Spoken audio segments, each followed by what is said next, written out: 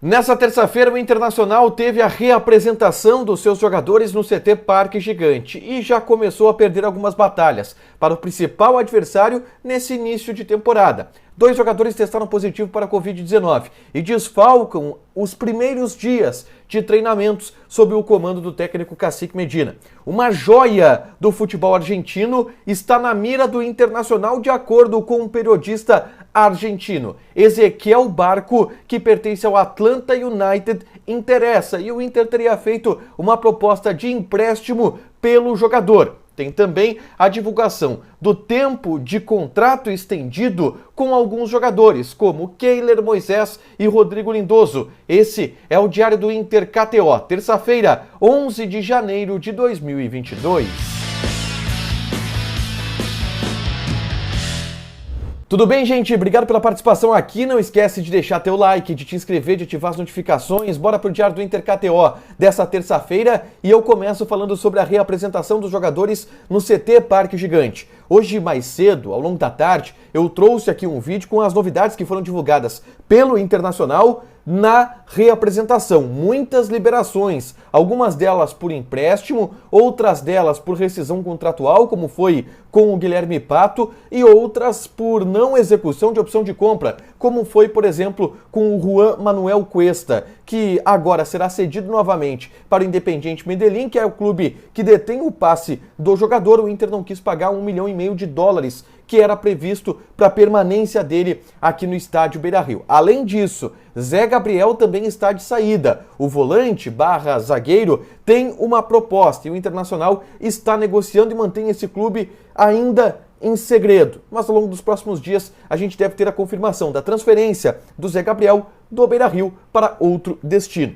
Nas imagens de reapresentação que a gente teve acesso, todo mundo se reuniu ali na academia e aí teve, claro, o cumprimento de alguns jogadores, o D'Alessandro e o Tyson, que são muito amigos, se encontrando, se reencontrando no CT Parque Gigante. Muitas foram as vezes em que o Tyson foi visitar o CT com o D'Alessandro jogando lá, depois o Tyson jogou, o D'Alessandro ia lá visitar e agora os dois finalmente estão juntos de novo, depois de 12 anos, estão juntos jogando no Internacional. E na academia houve aquele processo natural de reapresentação. O vice de futebol, Emílio Papaléuzinho, com o diretor executivo de futebol, Paulo Brax, com o presidente, Alessandro Barcelos, e todo o grupo de jogadores do Internacional, dando as boas-vindas, dando as diretrizes que seriam necessárias para o trabalho, e o técnico Cacique Medina colocando em prática aquilo que ele havia prometido. Já no primeiro dia, tentar implementar para os jogadores a maneira que o Internacional pretende jogar nesse ano de 2022, já passando conceitos básicos para os atletas, para eles saberem exatamente o que cada um vai precisar fazer ao longo do ano de 2022. Mas o Inter teve algumas baixas, 2 na verdade. Gabriel Mercado e Bosquilha não se reapresentaram porque testaram positivo para a Covid-19. E isso é uma lamentação muito grande internamente no Beira-Rio, justamente pela maneira do Cacique Medina de trabalhar. Ele diz que quer implementar o seu conceito de jogo já a partir dos primeiros dias. E com o Gabriel Mercado e com o Bosquilha, que são jogadores que buscam mais espaço no elenco do Internacional, isso não vai ser possível. Eles já vão arrancar a temporada de 2022 um pouco atrás por conta disso. O próximo assunto que eu trago aqui, talvez seja o mais quente dessa noite de terça-feira, porque foi há alguns minutos, estou gravando esse vídeo, e alguns minutos antes foi publicado no Twitter do César Luiz Merlo, que é um dos jornalistas, periodistas mais bem informados sobre mercado de transferências no futebol sul-americano, um cara que tem muita entrada com diversos empresários do futebol sul-americano. Ele trouxe a informação através do Twitter que já está movimentando a torcida do Internacional. O Inter tem interesse em Ezequiel Barco, meia atacante, pode jogar como ponta também, de 22 anos de idade, que está no Atlanta United. Para quem não lembra quem é o Ezequiel Barco, ele foi o grande nome da conquista do Independiente naquela Copa Sul-Americana de 2017, quando eles bateram o Flamengo na grande final. Naquele momento, ele tinha 17 anos de idade e acabou com o jogo, inclusive, no Maracanã. Ele era um ponta que bate com as duas pernas, depois ele até jogou mais centralizado, mas ele sabe jogar também como ponta, é um meio atacante de muita velocidade, muita habilidade, bate muito bem na bola. E como ele foi um dos grandes destaques, uma das grandes promessas do futebol argentino naquele momento, ele foi vendido por muita grana para o Atlanta United e escolheu o seu destino na Major League Soccer por uma questão de morar em Atlanta, uma questão de patamar financeiro, também para um cara que veio de origem muito humilde e chamou a atenção de muita gente essa escolha do Ezequiel Barco naquele momento. Ele foi vendido por algo em torno de 15 milhões de dólares para o Atlanta United. Já fez 5 temporadas por lá e, de acordo com o César Luiz Merlo, o Internacional está buscando a contratação via empréstimo com opção de compra desse jogador. Eu até fui dar uma olhada na participação do Ezequiel Barco na última temporada de 2021 pela equipe do Atlanta United. Ele fez 25 jogos, 7 gols, 6 assistências. Não é um scout ruim, não. Ele pode jogar como meia, como pontas, como um atacante, ele é um cara bem versátil nessas funções. Mas tem muita velocidade, ele é baixinho, ligeiro, é muito habilidoso e bate muito bem na bola. Então seria um reforço em tanto para o Internacional. A gente vai aguardar maiores informações que devem se desenrolar ao longo dessa quarta-feira, mas essa é a notícia vinda da Argentina, do César Luiz Merlo, que é um jornalista de muita credibilidade, de que o Inter está interessado em Ezequiel Barco, de 22 anos de idade. Mas o próximo assunto que eu trago aqui é em relação às renovações contratuais que o Internacional executou. Foram 5 ao todo, porque teve lá o Victor Cuesta, teve lá o Kehler, o Moisés, o Rodrigo Lindoso, mas aqui eu vou falar do tempo de renovação contratual de 3 jogadores, tá? O Kehler renovou por 2 anos e meio, então agora ele tem contrato até metade de 2024. Metade de 2024. O Rodrigo Lindoso, ele vai ter contrato até o final de 2022. Renovou por mais 1 ano. E o Moisés renovou por 3 anos. E aí aqui eu vou abrir um parênteses para dar a minha opinião sobre a renovação do Moisés. Eu já coloquei lá no Twitter, eu vi que muita gente me criticou por conta daquela opinião, alguns apoiaram, mas assim, tem muita gente contestando o fato de 3 anos de renovação pelo Moisés.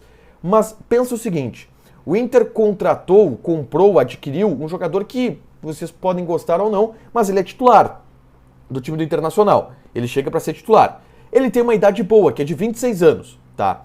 Não faria sentido, já que o Inter fez o movimento de comprar esse jogador. E é verdade que foi um movimento com pouco dinheiro envolvido, mas fez o movimento. Já que o Inter comprou o atleta, faz sentido que o contrato seja de 3 anos, pela idade do jogador. Qual é o plano a partir disso? É que o Moisés, claro, se sabe no Beira-Rio que os outros 2 laterais esquerdos que concorrem com ele têm mais potencial que ele, o Paulo Vitor e o Tauan Lara. E nada impede que esses jogadores evoluam e ganhem a titularidade do Internacional. Aliás, isso é trabalhado como uma tendência nos bastidores do Beira-Rio, que o Paulo Vitor e o Tauan Lara em algum momento assumam a titularidade, despontem. E ao despontarem, obviamente que eles serão vendidos, principalmente o Tauan Lara, que tem 17 anos, de uma maneira muito rápida. Então o Internacional, fazendo o movimento de compra do Moisés, garante de alguma forma que, caso os 2 jogadores sejam vendidos, tem um lateral esquerdo na casa, pelo menos até o fim do ano de 2024, que é o Moisés. Esse é o pensamento e eu concordo com esse pensamento. Sei que você vai xingar,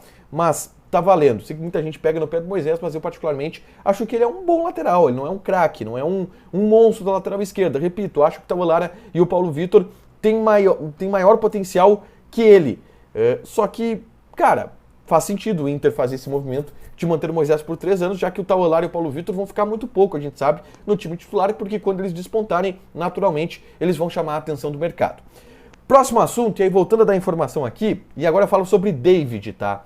O Internacional executou uma proposta, ou se prontificou a pagar, algo em torno de 9 milhões de reais pelo atacante do Fortaleza. A direção do Fortaleza estava pedindo algo em torno de 3 milhões de euros, que era uma quantia impagável do ponto de vista do Internacional. Mas eles aceitam pagar 9 por um percentual menor dos direitos econômicos desse atleta. Mas o próprio presidente Marcelo Paz, do Fortaleza, já admitiu que a oferta que o Internacional fez foi considerada baixa. Então, por mais que o Internacional ainda tente insistir nessa negociação, por hora ela está parada, porque o Fortaleza não sinaliza que irá aceitar 9 milhões de reais pelo David, atacante de 26 anos de idade. Uma última, a gente vai ter na quarta-feira a apresentação do Lisiero. volante do Internacional, que já treinou normalmente com o elenco, tudo certo com ele. Vai ser a primeira vez que a gente vai conversar com o Liziero e vai tirar algumas dúvidas, como por exemplo, aonde que o Liziero se encaixa nesse time do Internacional. A gente já teve a conversa dele com o Cacique Medina. Essa conversa ela já aconteceu no primeiro treinamento. Até pelo que o Medina disse, de, no primeiro dia, fazer um intensivão com os caras para que eles entendam um modelo de jogo. Então o Liziero já deve ter uma ideia de onde ele vai jogar, como volante, como meia mais adiantado, como primeiro volante, e a gente vai tentar tirar isso pro Liziero amanhã, a apresentação que acontece depois do treinamento lá no início da tarde. Fechado? Vamos falar de KTO? Cara, é inacreditável. O meu período de glória na KTO, ele se encerrou. Porque hoje, cara, eu fiz uma combinadinha conservadora, bonitinha. A odd estava em quase 5. Eu apostei R$10 e ia ganhar quase 50. Eram 4 jogos da Copinha e dos 4 jogos, 3 deram certo. 3 deram na mosca. O grande problema foi Palmeiras e Água Santa. E quando eu comecei a ver o jogo, eu já vi que a coisa ia degringolar, porque estava um temporal na partida. A bola, ela mal rolava. Ainda assim, o Palmeiras fez 1-0 no segundo tempo, estava garantida a vitória. No último minuto, o cara do Água Santa vai lá e empata o jogo e me tira quase R$50. É a vida, cara, é a vida. Mas segue apostando lá na KTO. Hoje eu não vou dar dica pra vocês, eu tô um pouco abalado ainda, mas amanhã eu volto com dicas. Vamos ver como é que se comporta essa segunda fase da Copinha. Aquelas barbadas de um time muito forte contra um time muito fraco, elas mais ou menos acabaram, mas a gente vai ter ainda a segunda fase e outros campeonatos pelo mundo também. Tu te registra, coloca o cupom ADUPLA que tu ganha 20% de bônus em cima do teu primeiro depósito, fechado? Não esquece de deixar teu like, de te inscrever, de ativar as notificações, que vai ter mais conteúdo aqui no ADUPLA, beleza? Beijo!